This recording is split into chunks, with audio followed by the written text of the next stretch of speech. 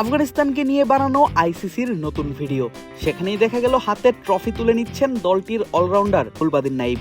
তবে খেয়াল করলে দেখা যাবে এটি ক্রিকেটীয় কোনো ট্রফি নয়, নাইব হাতে তুলে নিচ্ছেন অস্কার। অভিনয়ের সর্বোচ্চ স্বীকৃতির এই পুরস্কার কেন দেয়া হচ্ছে একজন ক্রিকেটারকে, সেটি বেশ ভালোভাবেই বুঝতে পারছেন বাংলাদেশের ক্রিকেট সমর্থকরা। কেননা বাংলাদেশের বিপক্ষের ম্যাচে অভিনয়ের জন্যই এই অস্কার উঠছে গুলবাদিন নাইবের হাতে। একটু পেছনে ফেরা যাক। 2024 টি-20 বিশ্বকাপের সুপার 8-এর ম্যাচ, মুখোমুখি বাংলাদেশ আফগানিস্তান। দুই দলেরই বাঁচা মরার লড়াই। প্রথম ইনিংসে আফগানরা ব্যাট করে টার্গেট দেয় 116 রানের। সেই রান করতে গিয়েই বারবার বৃষ্টির বাধায় পড়ে বাংলাদেশ। আর সেই ইনিংসের 12তম ওভারেই দেখা যায় এক অদ্ভুত কাণ্ড। হঠাৎ করেই মাটিতে পড়ে যান ফার্স্ট স্লিপে দাঁড়ানো ফিল্ডার গুলবাদিন নাইব।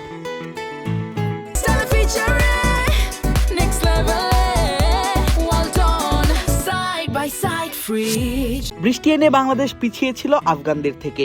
আকাশেও ঘন মেঘ জমেছিল সেই সময়টায়।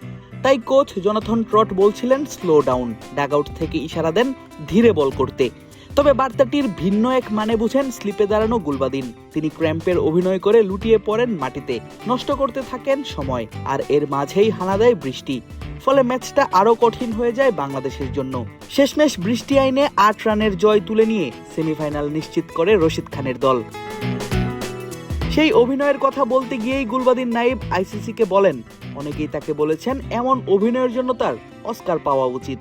সামাজিক যোগাযোগ মাধ্যমে মানুষজন আমাকে নিয়ে অনেক ট্রল করেছে। কেউ কেউ তো বলেছেন এজন্য আমার অস্কার পাওয়া উচিত। প্রেম এবং যুদ্ধে সবকিছুই বৈধ। কোচ জোনাথন ট্রট আমাকে বলছিলেন, রশিদকে বলো কাম ডাউন। আমি তখন কনফিউজড হয়ে গিয়েছিলাম সেই সময়টায়। রশিদ খানও শুনলেন সেই সময়টায় নিজের অভিজ্ঞতা। গুলবাদিন নাইব পড়ে যাবার পর রশিদ এগিয়ে যান তার দিকে, জিজ্ঞেস করেন কেন এমনটা করলো সে।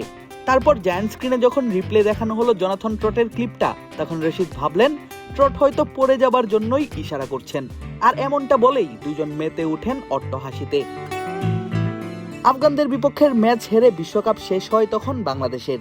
তবে বাংলাদেশকে হারিয়েও খুব বেশি দূর যেতে পারেনি রশিদ খান, মোহাম্মদ নবীরা। সাউথ আফ্রিকার বিপক্ষে সেমিফাইনালের ম্যাচটি হেরে ভঙ্গ হয় তাদের ফাইনাল খেলার স্বপ্ন। শেষমেশ ফাইনাল অনুষ্ঠিত হয় ভারত এবং সাউথ আফ্রিকার মধ্যে।